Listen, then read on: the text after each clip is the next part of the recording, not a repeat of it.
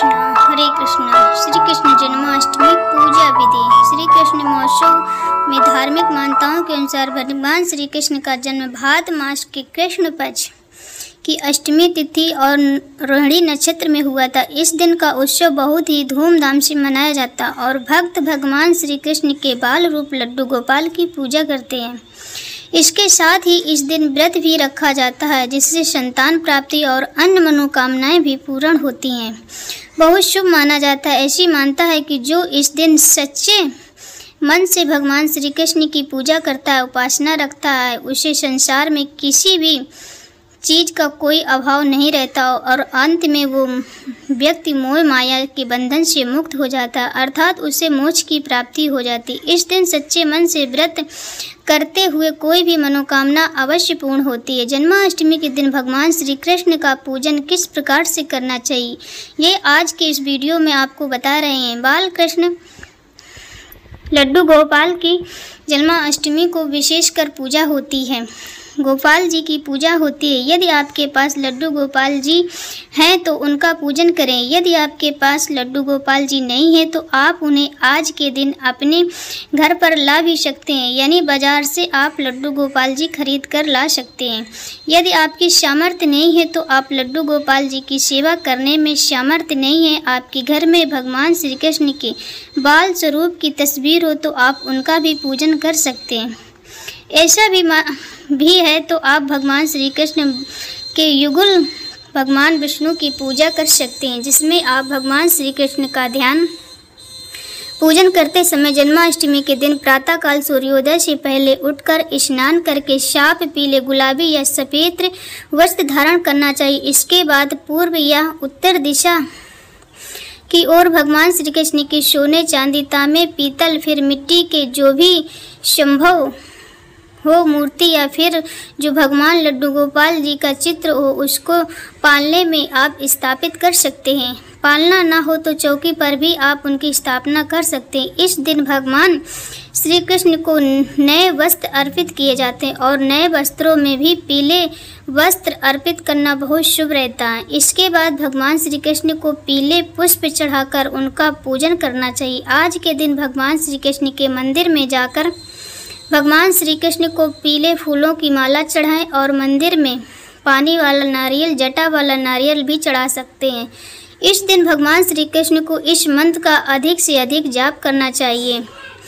द्वादश श्री कृष्ण मंत्र है ओम नमो भगवते वासुदेवाय। श्री कृष्ण गोविंद कृष्ण का विशेष मंत्र ओम नमो भगवते वासुदेवाय नमः। हरे कृष्ण। इस महामंत्र का जाप इस दिन सारा दिन सच्चे मन से करें। पुराण के अनुसार यनाकुर्ति का जाप करना इस दिन कृष्ण जन्माष्टमी व्रतो भवन्ति नर प्रयाग भरे जयत कृष्ण जन्माष्टमी, अर्थात जो मनुष्य जानकर भी कृष्ण जन्माष्टमी व्रत को नहीं करता है वह मनुष्य जंगल में सर्प और बाघ होता है। वृद्ध, रोगी और बच्चों को इसमें छूट होती है। मदन रत्न में संकट पुराण का वचन है कि जो पुरुष उत्तम पुरुष व निश्चय रूप में जन्माष्टमी का व्रत को इस लोक में करते हैं, उसके पास सदैव स्थिर लक्ष्मी का वास होता है। इस व्रत को करने में उनके समस्त कार्य भी सिद्ध हो जाते हैं। ब्रह्मा वैष्णव पुराण के अनुसार जो प्राणी श्री कृष्ण जन्माष्टमी का व्रत करता है वह 101 मुक्त हो जाता है। भविष्य पुराण के अनुसार जन्माष्टमी का व्रत करते हैं उन्हें आयोग दीर्घ आयु प्राप्त होती है। शास्त्रों के अनुसार एकादशी का व्रत हजारों लाखों पाप नष्ट कर देते हैं, अर्थात ईश्वरीय वरदान है। लेकिन जन्माष्टमी का व्रत हर एकादशी व्रत रखने के पुण्य के बराबर माना जाता है। भगवान श्री कृष्ण का जन्म रात्रि 12 बजे हुआ था, इसलिए सारा दिन उपवास रख कर रात 12 बजे के बाद श्री कृष्ण जी का जन्मोत्सव मनाया जाएगा। इस दिन भक्त प्रतीक के रूप में भगवान श्री कृष्ण जी का खीरा काट कर जन्म कराते हैं। जन्म के समय उनका दूध, दही, शुद्ध जल से अभिषेक कराया जाता है। जन्म के पश्चात भगवान श्री कृष्ण के बाल स्वरूप लड्डू गोपाल जी को पालने में झूला झूलाया जाता है। भगवान श्री कृष्ण को माखन मिश्री अत्यंत प्रिय है। अपने बाल अवतार में कान्हा जी ने माखन के लिए बहुत सारी गोपियों की मटकी फोड़ी थी, घरों से माखन चुराया था, इसलिए इन्हें माखन चोर भी कहते हैं। इसलिए आज के दिन इन्हें माखन मिश्री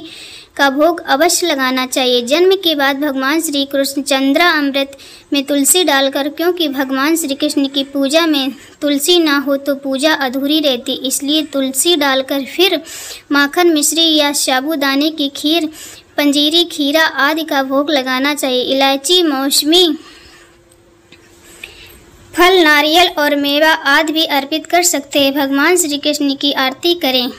आरती करने के बाद प्रसाद को सभी भक्त जनों में बांटकर स्वयं भी ग्रहण करना चाहिए। पूजा करने के बाद सबसे अंत में क्षमा याचना जरूर करें। जिन्हें व्रत का संकल्प लिया हो या जिन्होंने आज के दिन भगवान श्री कृष्ण का जन्म कराया हो, वे हाथ जोड़कर आंखें बंद करके भगवान से सच्चे मन से क्षमा याचना करें। अगर किसी प्रकार की कोई त्रुटि हो गई हो तो उसके लिए भगवान हमको क्षमा कर देते हैं। अगर आपने जन्माष्टमी के दिन कलश की स्थापना की है तो अगले दिन सुबह सूर्य उदय होने पर जो बचा हुआ अपने घर में जल छिड़कने के बाद किसी थाली या गमले में देना चाहिए। बची हुई पूजन सामग्री जैसे बासी पुष्प, अक्षत आदि का भी विसर्जन कर दिया जाता है। जो लोग जन्माष्टमी के दिन रात में 12 बजे के बाद अन्न ग्रहण नहीं करते हैं, केवल फलाहार रहते हैं, उन्हें अगले दिन सूर्योदय होने पर व्रत का समापन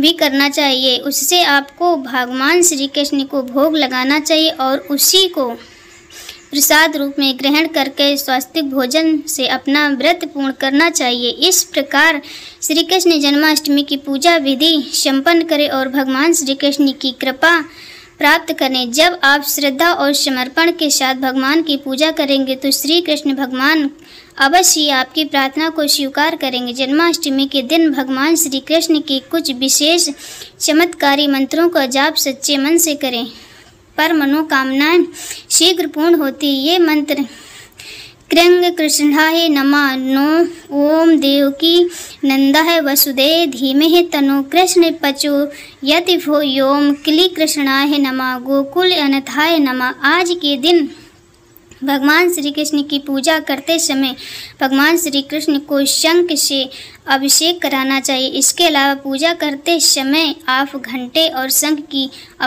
अवश्य बजाएं। 12 बजे आप भगवान श्री कृष्ण का महोत्सव करें और उस समय आपको घंटे और शंख की ध्वनि अवश्य करनी चाहिए।